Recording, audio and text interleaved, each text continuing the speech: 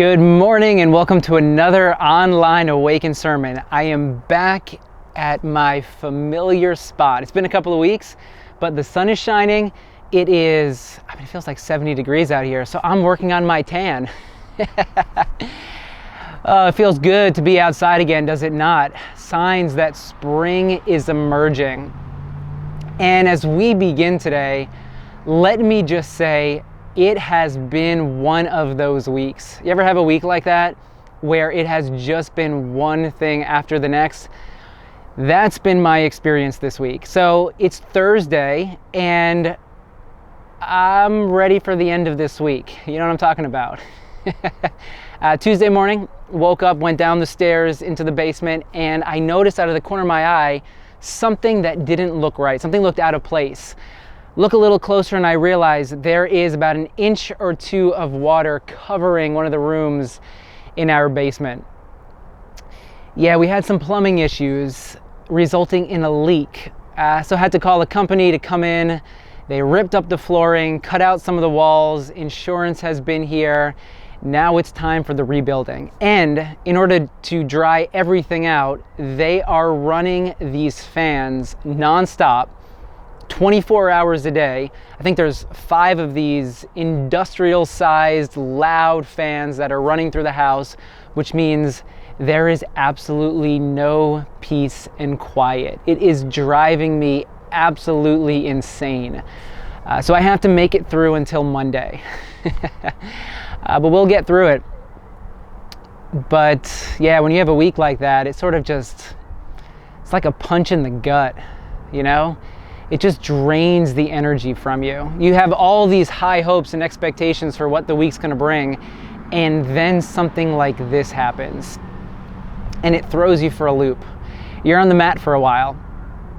So I am slowly picking myself up off the mat, but I had a sermon in me, and it's a sermon that I've been working on for a couple of weeks now. I've actually been thinking about this sermon for a couple of weeks because maybe you don't want to be reminded of this, but it has been a year since we've been in this odd cycle, this odd way of living that we've been going through. It's been a year. Today, Thursday, March the 11th, marks one entire year since WHO has declared COVID a pandemic. So for a year ago to this particular day, we have been living with a pandemic in our midst. And I look back at my files and I noticed it has been a year since I gave that first Awaken sermon online, March the 15th. By the time you listen to this on March 14th, it's basically been one entire year since I sat inside over there on my kitchen table delivering an Awaken sermon. And maybe you're like me and you think back to what it was like a year ago, and just remembering the oddity of the situation, the abnormality, just living in different rhythms and ways that we weren't used to living. I remember when we made the decision to cancel church, we thought, all right, probably going to be canceled for 2 weeks, maybe 3 weeks, maybe the entire month of March. Yeah, all those plans didn't really go that way. And then going to the grocery store, that was a bizarre experience, seeing all the shelves empty, not being able to get paper towels, toilet paper, seeing everyone all masked up. Yeah, it's been a weird time that we've been living in. And what I thought we would do today is we would look back over this past year, because it's always important for us to look back over where we've been in order to move forward into the next phase of the journey. And I think there are reasons for optimism right now. I think there are some cracks where the light is beginning to shine through. And so we don't want to be too optimistic, but at the same time, we want to prepare ourselves for what's next. We want to prepare ourselves to move into the next phase of the journey. We want to be optimistic about it, but also not put a time frame on it. We want to say, yeah, we're going to leave this cycle. And as we do that, I want to spend some time reflecting back on where we have been, where we've journeyed together over this past year, because there is a lot there. And I think it's safe to say that we have been through a lot together. Now, in the Bible, there's a book known as Deuteronomy. And Deuteronomy, to me, is a really interesting book because Deuteronomy, it's a sermon. It's a really, really big sermon.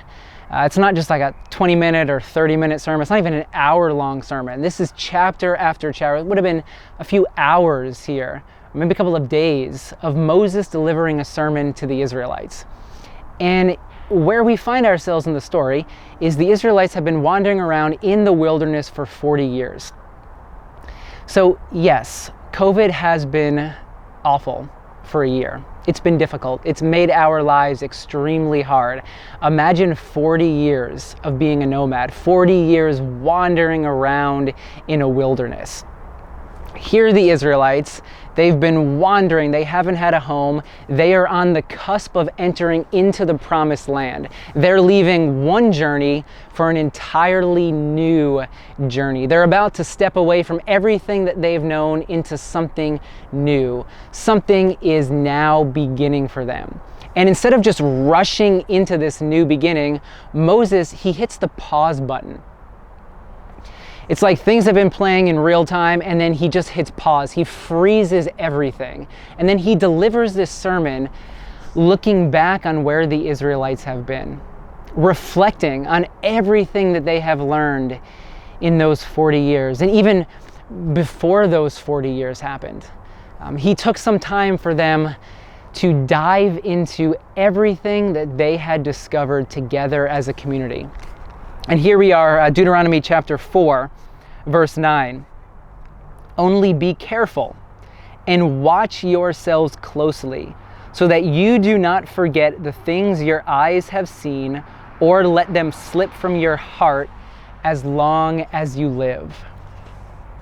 We have a tendency to forget. We have a tendency in life to get through things as quickly as we possibly can, so that we can enter into the next phase. Or sometimes we go through really, really difficult moments in life, maybe like this past year that we've experienced together, and we forget about it. We forget about the lessons that we've learned when we're looking back over where we've been. And if we don't actually take the time to reflect, to write down what we've discovered, it's almost as if those lessons, the wisdom that was right there for the taking, gets lost. So what Moses is doing is something that is, I think, really important for all of us. And I think it's really important for us to do right now. It's hitting the pause button, looking back on everything that's happened over the past year, so that before we move into the next phase of our adventure, we can take the wisdom of the past with us. So in order to do that, I came up with 4 questions for us to ask ourselves. So here are 4 questions to ask as we reflect back on where we've been, March 2020 through March 2021. The first question: what truths have you learned in the past year? What have you discovered to be true? A little while ago, I received an email blog post from a doctor that I follow. And his blog post was entitled, 5 Lessons That I've Learned from COVID in the Past Year. The first one, the number 1 lesson that he learned is control only that which you can control and let go of all the rest. Yeah, control only that which you can control and let go of all the rest. How much time, how much energy do we spend trying to control things that are in reality outside of our control? I do it. I mean, just this week, we had a flood. I wish the flood hadn't happened. I wish I didn't have to rip up my floors. Wish I didn't have to have the insurance company come in, disrupt my schedule, disrupt my life. I wish I didn't have these fans with the constant hum in my head just driving me absolutely bonkers. Yeah, I wish it didn't happen, but the truth is I can't control it. It happened. So this is a truth that I'm reminding myself right now. This is a truth that I have to constantly remind myself. This too shall pass. It'll pass. It's temporary. It's for a season. I'll get through it. Maybe I don't know how, but one step at a time. It's how you get through everything.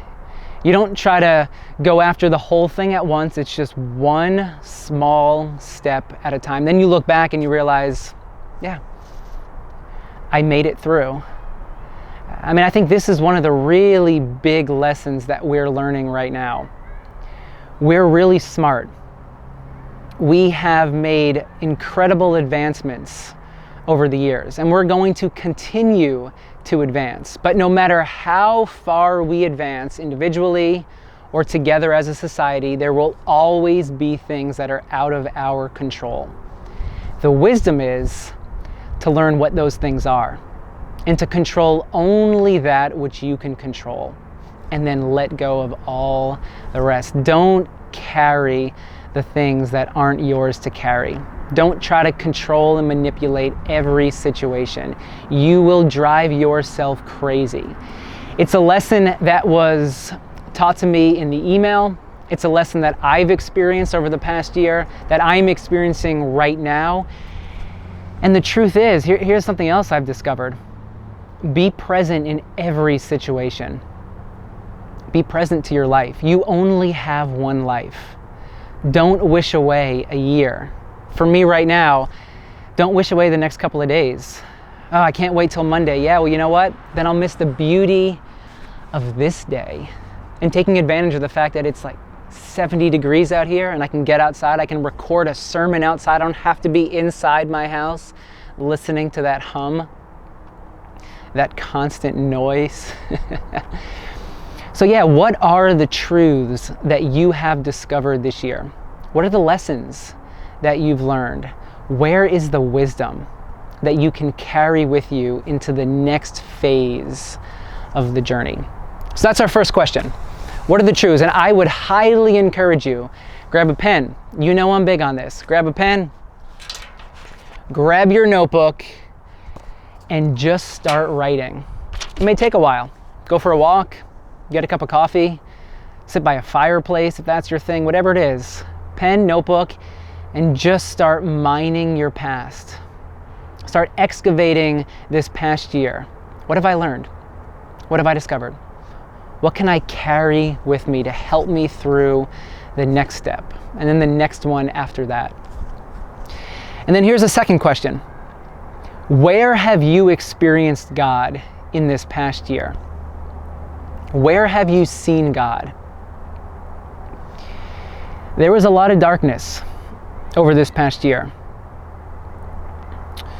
Many of you have suffered incredible loss.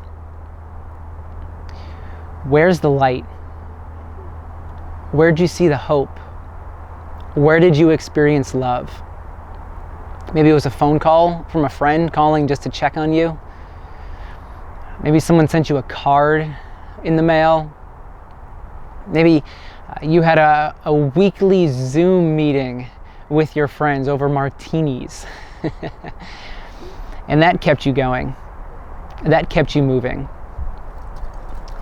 Maybe there were moments when you felt depleted, lost, directionless, and then you said a prayer, or you had a moment of silence, and you were reminded that you're not alone, that the Spirit's with you, and you felt this encouragement, a lifting, that on your own you knew you couldn't produce that.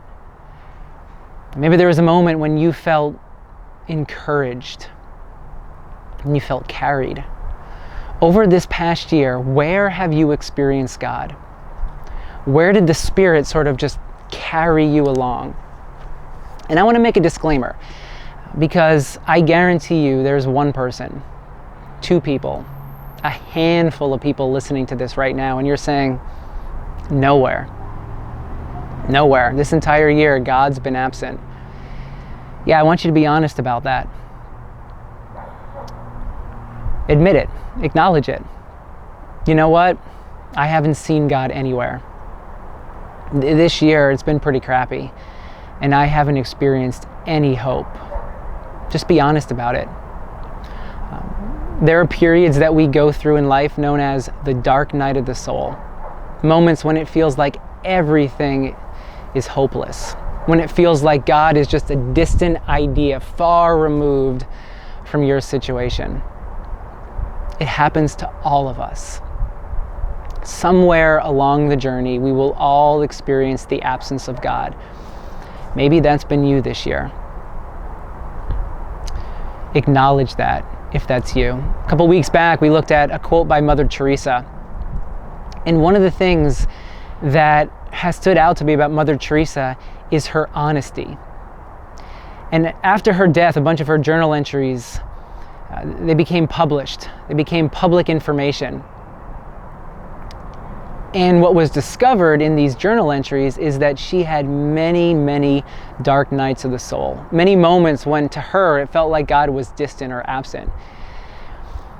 And she said something that I'll never forget. She said, I've had these moments when it feels like God isn't there, when I can't feel the Spirit with me. But in those moments, I choose to love God anyway. I love it. Mother Teresa, someone that many of us look up to, that we respect as a follower of Jesus. And she says, hey, it's normal to feel the absence of the Spirit. Keep loving God anyway. Keep pursuing the path of love, hope, and grace. So this year, where, if anywhere, have you experienced God? Where have you seen God in your life? And then again, write it down. What was the words of Moses? Be careful and watch yourselves closely so that you do not forget the things your eyes have seen or let them slip from your heart. I love that picture. Don't let them slip from your heart. Carry them in your heart everywhere you go. May they compel you forward. Whenever you're feeling down, hopeless, be reminded of that which has carried you in the past. And then here's the third question. How have you changed as a person?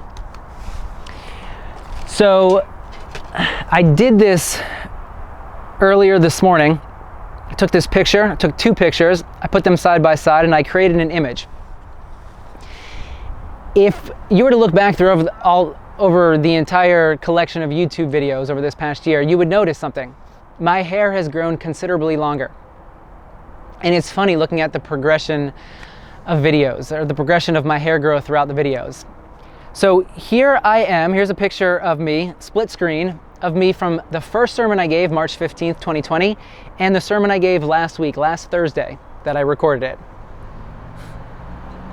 I don't even know if you can see that. It's looking very blurry. Maybe you can see it. I'll post it on my Instagram page so that you can see it. But yeah, things have changed. My hair is quite a bit longer. Week to week, my hair looked the same. But when you look at where I was a year ago to where I am now, things look very, very different. That's how change works. Day to day, you don't notice it. But when you step back and look at the big picture, wow, I have changed so much. I guarantee you, you are a changed person. You are a different person than who you were 1 year ago to this day. So what is it that has changed in your life? Have your values changed? The things that you value in life? The things that matter to you? Have you changed what you spend your time on? There were some things before COVID that you were spending your time on and you came to realize, wow, those things are just a waste of my time. They're not bringing the life that I desire for myself. What about how you spend your money? There anything that you were spending your money on before COVID and you've gone without it and you're thinking to yourself, I don't need that. I don't need that. I want to use my money in a different way. Has your perspective on anything changed? Your perspective on life, on God, on your job, friendships? I mean, I've heard from quite a few people who have said, you know what? There were some friends that I had before COVID, and then I came to realize they weren't really good friends. They weren't serving me well. And so I started spending more time with these people and less time with these people, because this was the group that got me through this. This was the group that encouraged me and kept me going. So what has changed in your life? How are you a different person today than you were a year ago? It's a sign of how the Spirit's been at work in your life, whispering to you, pulling you forward, ever so slowly transforming you into a different person, a person who is more filled with the attributes of Jesus. So the third question, how have you changed? Write it down, sit with it. And if nothing comes to mind, grab some of those good friends and ask them, say, hey, you notice anything different about me besides the length of my hair? What's different about who I am and who I am becoming as a person? And then here's a fourth question for us. And this is a great question to always be asking ourselves. What path are you currently walking? Later on in Deuteronomy, when Moses gets to the end of the sermon, he talks about two different paths that are before the Israelites. Deuteronomy 30, verse 15. See, I set before you today life and prosperity, death and destruction. It's their choice. They can walk down the path of life and prosperity, a life that makes them feel more alive, more full of their truest selves, the people that God desires for them to be. Or they can choose to walk a path of death and destruction, a path that actually takes them away from life, that leaves them feeling disconnected, that takes them further and further away from their truest selves. What's the path that you currently are walking? Are you moving further and further? Are you going deeper and deeper into the path of life, of fullness, a life where you are filled with joy? Or do you find yourself right now walking a path that is taking you away from joy, that's actually draining the life from your soul? We all have a choice in the path that we walk in life. Will we choose a path of joy and fullness, or will we choose the path of bitterness, of closing our hearts off to all that is good about this world?